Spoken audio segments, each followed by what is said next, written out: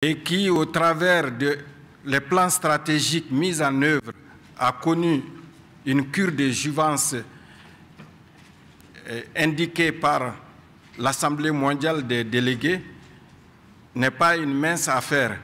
Mais je vais tenter de faire cette présentation en 15 minutes.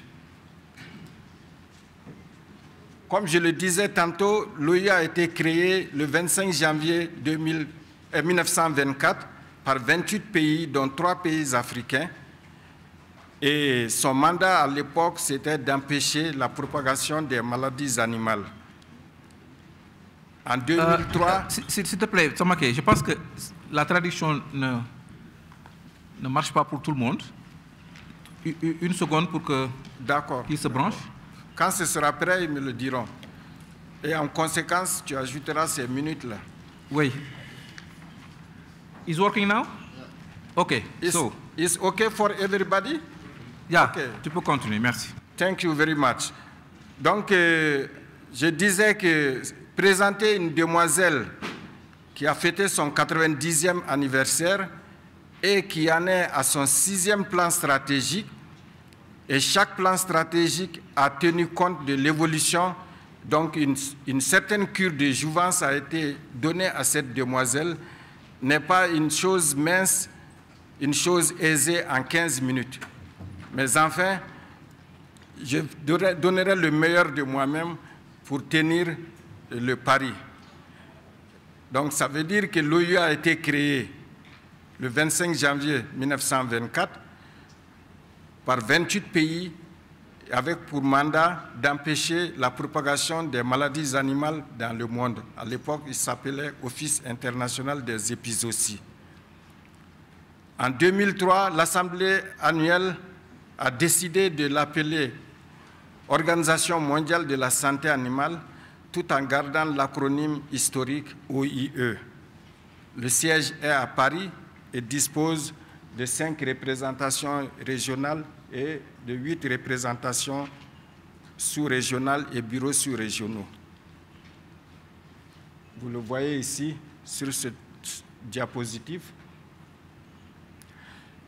Actuellement, l'OIE compte 180 pays membres. Il faut signaler que un pays peut être membre de 2 régions différentes. Et deuxièmement, souligner l'importance de l'adhésion de l'ensemble des pays africains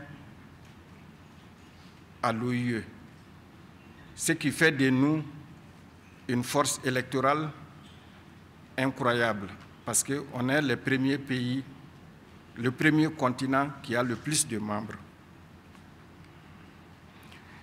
Le financement de l'OIE est assuré par des contributions statutaires, des contributions volontaires, des recettes diverses. Je dirais seulement 2 mots sur les contributions statutaires. En adhérant à l'OIE, chaque pays adhère à une catégorie de contributions volontaires. Et les catégories de contributions sont au nombre de 6. Et la plupart des pays africains qui font partie des pays les moins avancés, selon la classification du système des Nations Unies, bénéficient d'une réduction de 50% de leurs contributions.